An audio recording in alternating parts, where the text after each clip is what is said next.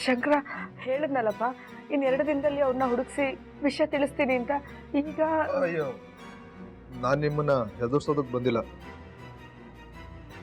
ನಾನು ಮಾಡಿರೋ ತಪ್ಪಿಗೆ ಕ್ಷಮಾಪಣೆ ಕೇಳೋಣ ಅಂತ ಬಂದಿದ್ದೀನಿ.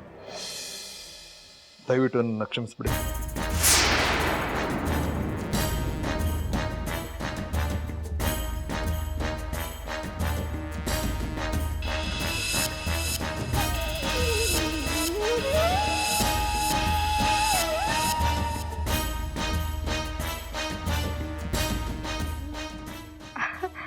ಶಂಕರ, ಏನಪ್ಪ ಇದು?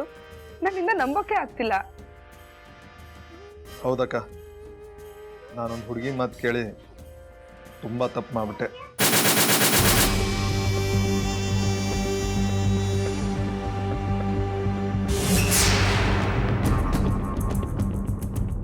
ನಾನೊಂದು ಹುಡುಗಿನ ಇಷ್ಟಪಟ್ಟೆ, ಮನಸಾರೆ ಪ್ರೀತಿಸಿದೆ. ಅವಳನ್ನೇ ಮದುವೆ ಆಗಬೇಕು ಅಂತ ಆಸೆಪಟ್ಟೆ.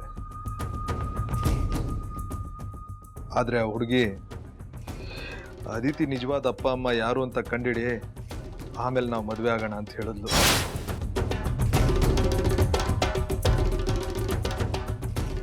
ಅದಕ್ಕೆ ನಾನು ಇಷ್ಟೆಲ್ಲ ಮಾಡಿದೆ ಅಕ್ಕ. ಅದು ನನ್ನ ತಂಗಿಗೆ ಭಾಳ ಕೊಟ್ಟು ಮನೆ ಅನ್ನೋದನ್ನು ಮರೆತು ಹಿಂದೆ ಮುಂದೆ ನೋಡದೆ ನಾನು ಈ ತಪ್ಪು ಮಾಡಿಬಿಟ್ಟೆ ಅಕ್ಕ.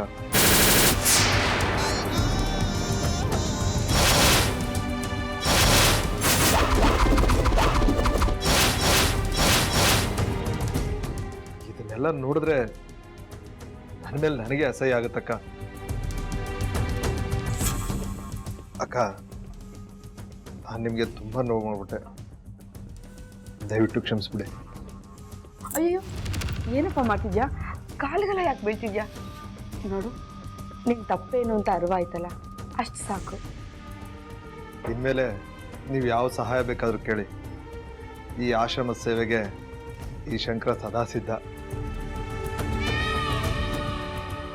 ಇನ್ಮೇಲೆ ಆ ಅದಿತಿ ವಿಷಯವಾಗಿ ಈ ಶಂಕರನ ನೆರಳು ಕೂಡ ನಿಮ್ಮ ಆಶ್ರಮದ ಮೇಲೆ ಬೀಳಲ್ಲ.